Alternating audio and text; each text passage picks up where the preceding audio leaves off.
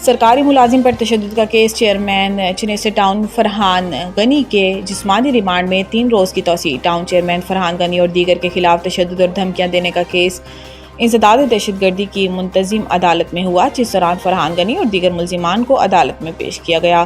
وقار Abbasi advocate نے ملزمان کی جانب سے وکالت نامہ جمع کرایا، جبکہ پروسیکیوشن کی جانب سے ملزمان کے جسمانی ریمانڈ میں توسیع کی استدعا کی گئی۔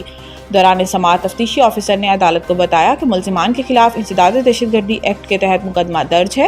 عدالت نے استفسار کیا کتنے لوگوں کے 161 کے بیانات قلم بند کیے گئے ہیں، جس پر تفتیشی افسر نے بتایا کہ 2 افراد کے 161 کے بیانات ریکارڈ کیے گئے۔ جج نے تفتیشی آفیسر سے سوال کیا کہ کیا آپ اس کیس کے بعد ڈی ایس پی بن جائیں گے؟ ایک جج نے بھی نمبر پلیٹ کی درخواست دی ہوئی ہے۔ لوگوں نے نمبر پلیٹ کے لیے درخواست اور پیسے بھی دیے لیکن ذلیل ہو رہے ہیں۔ تفتیشی آفیسر نے کہا کہ مدعی نے ابھی گواہ پیش نہیں کیے، جس پر جج نے تفتیشی آفیسر کی سرزنش کرتے ہوئے کہا کہ مدعی گواہ پیش نہیں کر رہا تو کیا تم اس کے ملازم ہو؟ عدالت نے ملزمان کے جسمانی ریمانڈ میں 3 دن کی توسیع کرتے ہوئے ملزمان کو 30 اگست کو دوبارہ پیش کرنے کا حکم دے دیا۔ اقوام متحدہ کا پاکستان کے سیلاب متاثرین کے لیے ہنگامی امداد کا اعلان۔ یہ اعلان یو این سیکریٹری جنرل کے ترجمان نے نیو یارک میں صحافیوں سے گفتگو کرتے ہوئے کیا۔ ترجمان کے مطابق پاکستان میں گزشتہ 10 روز کے دوران شدید بارشوں اور سیلاب کے باعث 400 سے زائد افراد جان کی بازی ہار چکے ہیں، جبکہ 190 سے زائد زخمی ہوئے۔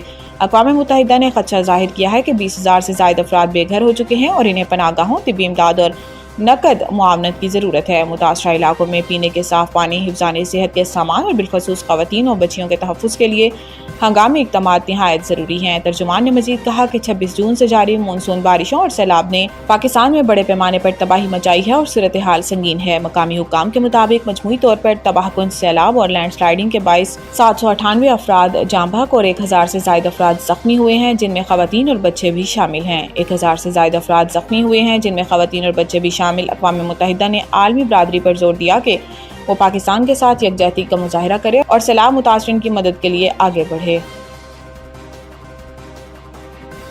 سکھ برادری نے کرتارپور پر پانی چھوڑنے کو بھارتی آبی جارحیت قرار دے دیا۔ اپنے ویڈیو پیغام میں کلویندر سنگھ چیما نے سندور آپریشن کو مکمل ناکام قرار دیا۔ انہوں نے کہا کہ آپریشن سندور میں بھارت نے ثابت کیا کہ وہ سکھوں کا دشمن ہے۔ انہوں نے کہا کہ بھارتی فوج نے لاہور میں سکھوں کے مقدس مقام پر حملہ کیا۔ پاکستان آرمی کا شکریہ جس نے اس حملے کو مکمل ناکام بنایا۔ اس کے بعد بھارتی پنجاب میں سکھوں کے گرودواروں پر حملے کیا اور الزام پاکستان پر لگایا۔ ضروری نہیں حملے بموں اور گولیوں سے ہی کیے جائیں، اب بھارت آبی جارحیت کر رہا ہے۔ کلویندر سنگھ چیما کے مطابق آج گرو نانک کرتارپور میں بھارت نے آبی جارحیت کر کے بے حرمتی کی ہے۔ بھارتی آبی جارحیت کے باعث گرودوارے کے کمرے میں 5-5 فٹ پانی جمع ہو گیا۔ 1984 میں بھارتی آرمی نے دربار صاحب میں ٹینکوں اور توپوں سے حملہ کیا تھا۔ 1971 میں بھی کرتارپور میں ہی بھارتی فوج نے بم گرائے۔ ننکانہ صاحب ڈرون سے بھارت نے حملہ کیا۔ انہوں نے کہا کہ اب پانی کے ساتھ سکھوں کے گرودوارے پر حملہ کیا گیا ہے۔ بھارت کو معلوم تھا کہ اس طرف سکھوں کا گرودوارہ ہے جہاں جان بوجھ کر پانی چھوڑا گیا۔ ہم بھارتی نہیں ہیں اور نہ ہی ہمارا دیش ہے، یہ ہم پر حملہ آور ہیں۔ اب ضروری ہو چکا ہے کہ ہم خالصتان کی آزادی کے لیے کوشش کریں۔ ججز کے گھروں میں بجلی کا بریک ڈاؤن کے الیکٹرک افسران نے عدالت میں پیش ہو کر معذرت کر لی۔ شہر قائد میں بارشوں کے دوران سندھ ہائی کورٹ کے ججز کے گھروں میں بجلی کی طویل بندش کے معاملے پر کے الیکٹرک حکام عدالتی نوٹس پر پیش ہوئے۔ سندھ ہائی کورٹ کے نوٹس کے بعد کے الیکٹرک افسران نے پیش ہو کر بجلی کے بریک ڈاؤن پر معذرت کر لی۔ کے الیکٹرک حکام نے عدالت میں کہا کہ آئندہ بجلی کے بڑے بریک ڈاؤن اور فالٹ سے بچنے کے لیے حکمت عملی بنا لی ہے۔ علاقہ میں تعینات افسران کے رابطہ نمبر اور نام فراہم کر دیے گئے ہیں۔ کہ الیکٹرک افسران نے عدالت کو بتایا کہ کچھ افسران کے تبادلے ہو چکے ہیں اور کوتاہی میں ملوث افسران کے خلاف کارروائی ہوگی۔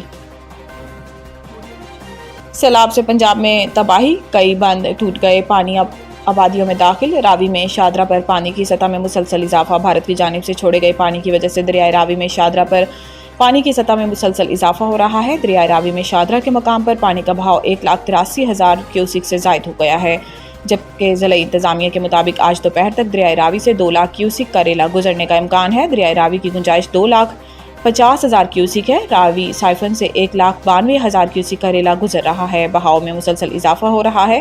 سیلابی راستوں سے مٹی ہٹانے کا سلسلہ جاری ہے، جبکہ ریسکیو کے مزید اہلکار طلب اور اضافی کشتیاں بھی منگوا لی گئی ہیں۔ کمشنر لاہور کا کہنا ہے کہ راوی سائفن پر پانی کا بہاؤ مستحکم ہو گیا ہے۔ شاہدرہ پر بھی کچھ گھنٹوں میں پانی کا بہاؤ مستحکم ہونے کا امکان ہے۔ راوی کے ہیڈ سے انخلا مکمل کر لیا گیا ہے، جبکہ قریبی علاقوں سے انخلا جاری ہے۔ کمشنر گجرانوالہ ڈویژن نوید حیدر شیرازی کا بتانا ہے کہ سیلاب سے 7 افراد جاں بحق، جس میں گجرات سے 3، سمڑیال سے 2، گجرانوالہ شہر اور ناروال میں ایک شخص جاں بحق ہوا۔ پاک بھارت ایشیا کپ میچ امارات بورڈ نے بائیکاٹ کے خدشات رد کر دیے۔ تفصیلات کے مطابق بھارت کی میزبانی میں ایشیا کپ 9 سے 28 ستمبر تک متحدہ عرب امارات میں کھیلا جائے گا۔ اس سے قبل پاکستان ٹیم افغانستان اور UAE کے ساتھ ٹرائنگولر سیریز میں حصہ لے گی۔ ایشیا کپ کے لیے امارات کرکٹ بورڈ نے بھرپور تیاریاں جاری رکھی ہوئی ہیں۔ پاکستان اور بھارت کا پہلا مقابلہ 14 ستمبر اور ممکنہ طور پر دوسرا 21 ستمبر کو ہوگا۔ فائنل میں رسائی کی صورت میں روایتی حریفوں کا تیسرا مارکہ بھی ہو سکتا ہے۔ ایشیا کپ کے حوالے سے امارات کرکٹ بورڈ کے چیف آپریٹنگ آفیسر سبحان احمد نے کہا کہ ہماری تیاریاں مکمل ہیں اور ہم شائقین کو بہترین کرکٹ سے لطف اندوز ہونے کا موقع فراہم کریں گے۔